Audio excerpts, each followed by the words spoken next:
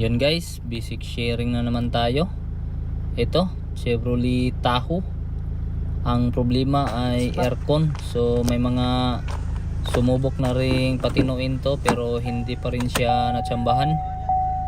Yan, so ito yung display natin dito. V8 engine pala to. Istoryahe diha Matsuki. Pasok Matsuki. So yung problema natin dito ay walang lamig yung aircon. So may mga nauna na ring tumingin daw dito pero yun, medyo nagluloko pa rin yung aircon niya.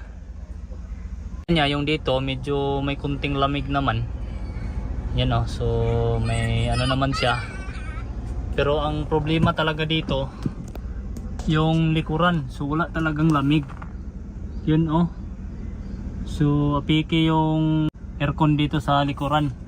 Hindi siya malamig. Parang ano lang talaga siya, parang hangin na may kasamang init.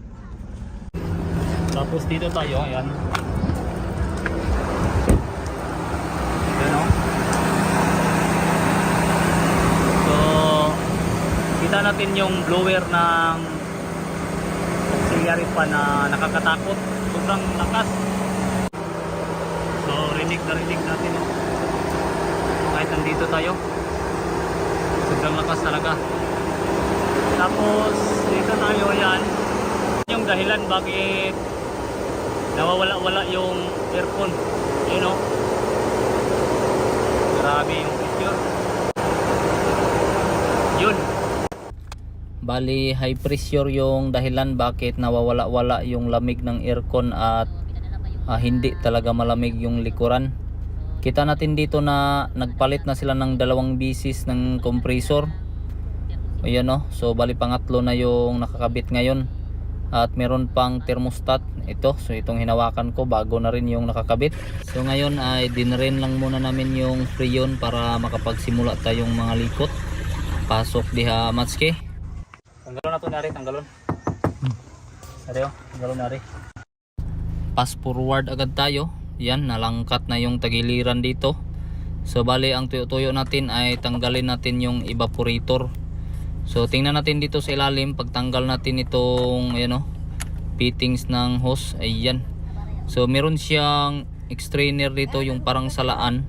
So nakabunot na kasi ito, tapos binalik ko lang at binidyuhan, pero nung unang bunot talaga nito ay sobrang dumi. Barado talaga siya.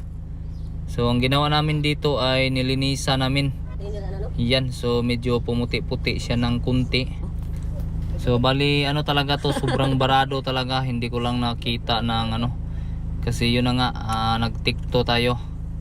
So bali ang nangyari dito nung magkarga ng freon yung mga naunang gumawa nito ay dinamihan talaga nila ng freon para lumamig yung likuran. Pero dahil sa meron nga siyang barado, kaya ang nangyari ay nag high pressure yung linya, kaya lumakas yung blower ng auxiliary fan.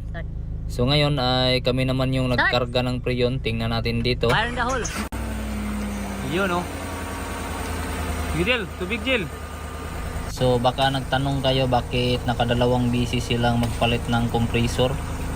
So ganun talaga, naninira ng compressor yung high pressure.